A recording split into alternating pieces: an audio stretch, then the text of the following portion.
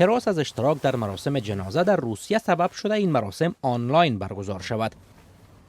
سرگی و 2 دستیارش آماده تدفین شخصی می شوند که در نتیجه بیماری کووید 19 جان دادند. بریم په پاره. وقت علت مرگ کووید 19 باشد، تدابیر خاص برای تدفین لازم است. شمار اشتراک کننده ها در مراسم در هر منطقه فرق می کند. Они не подходили к гробу, постояли. اقارب میت و تابوت نزدیک نمی شوند. حدود 2 متر دورتر می ایستند. ایستاده عزاداری می کنند، سپس تابوت به قبر گذاشته و بر سرش خاک انداخته می شود. Могилу гроб, произвели закапывание могилы этой. ایلیا بولتونوف مراکز برگزاری مراسم تدفین را در مسکو و اطرافش مدیریت می کند. او می گوید شرایط برای کارمندانش دشوار شده. وقت این ویروس بد کرونا آغاز شد، نصف کارمندانم استعفا کردند، زیرا می دانستند که با آن سر و کار خواهند داشت. ترسیدند. بعضی موارد وحشتناک است.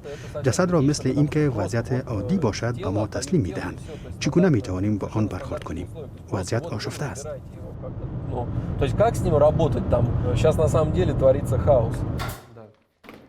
این شرکت پروسه خاصی را برای قربانیان کووید 19 عملی می کند. جسد در داخل خریطه مملو از کلورین گذاشته می شود و سپس داخل خریطه دیگر. Производится его там засыпка. مقامات در سنت پترزبورگ دستور دادند که اجساد قربانیان کووید 19 یا سوختانده شوند و یا با تابوت‌های فلزی دفن شوند. اما یک دکتر می گوید این تدابیر بیش از حد زیادند. اگر امکان آلوده شدن به ویروس کرونا از طریق یک جسد وجود داشته باشد، در همان 1-2 ساعت اول پس از مرگ بیمار وجود دارد. مراسم تدفین معمولا 1 روز یا 2 روز پس از وفات بیمار برگزار می شود.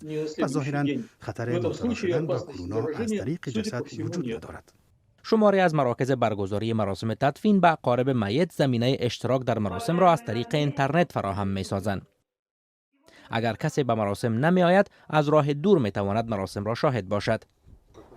ارائه این خدمات از طریق اینترنت پس از پایان قرنطینه هم ادامه خواهد یافت. فکر می کنم مردم از آن مستفید خواهند شد.